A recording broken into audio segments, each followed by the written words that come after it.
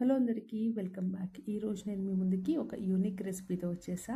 అదేంటంటే బొబ్బర్లు అలసందలు అంటాం కదా, వాటితో బీన్స్ కాంబినేషన్లో ఒక ఫ్రై అనమాట. చాలా యూనిక్ రెసిపీ. ఎక్కువ మీరు ఎక్కడ చూసి ఉండరు నాకు తెలిసి. చాలా చాలా బాగుంటుంది. చేయడం కూడా చాలా ఈజీ, చాలా కమ్మగా ఉంటుంది. అండ్ ఉత్తి కూర కూడా తినేయచ్చు. ఈవెన్ పిల్లలు కూడా చాలా ఇష్టంగా తింటారు.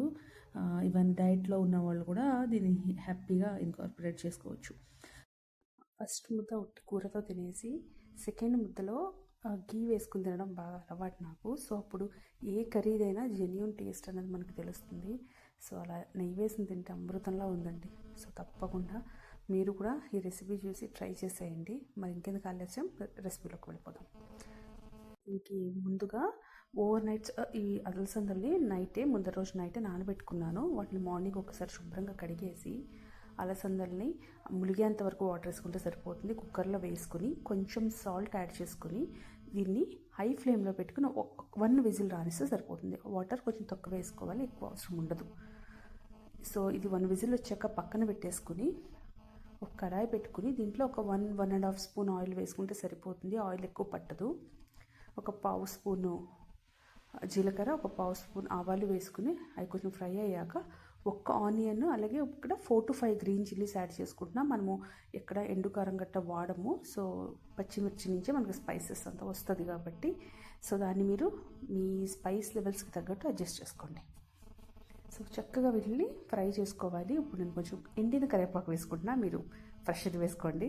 సో నేను ఊరి నుంచి తెచ్చుకొని అది కొంచెం వాడాక ఇంకా మిగిలింది ఉంటుంది కదా, దాన్ని అలాగా డ్రై చేసుకుని స్టోర్ చేసుకుంటా. ఎందుకంటే అదైనా అట్లీస్ట్ కొంచెం కెమికల్స్, ఫర్టిలైజర్స్, మందులు కొట్టలేని వాడదామని, అంతే.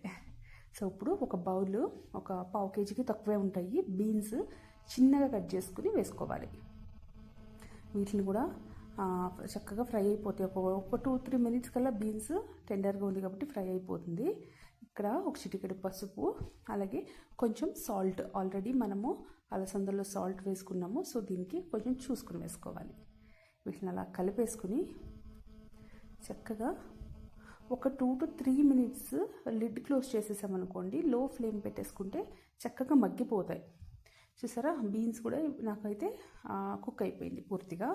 ఇప్పుడు మనము అలసందలు పెట్టుకున్నాము కదా, సో చూసారా ఇలా మరి ఓవర్ కుక్ అవ్వకుండా ఉండాలి. దాన్ని కొంచెం వాటర్ ఏమైనా ఉంటే వడగట్టుకుని పెట్టేసుకున్నాను. అలసందల్ని కూడా వేసుకుని వీటిని చక్కగా ఫ్రై చేసుకోవాలి. ఒక 1-2 మినిట్స్ అలా కలుపుతూ ఫ్రై చేయడం వల్ల అలసందలకు కూడా ఫ్లేవర్ అనేది బాగా పడుతుంది. ఇప్పుడు లిడ్ క్లోజ్ చేసి లో ఫ్లేమ్లో ఒక 5 మినిట్స్ వదిలేయాలి. మధ్య మధ్యలో కలుపుతూ ఉండాలి, లేకపోతే మాడిపోతుంది.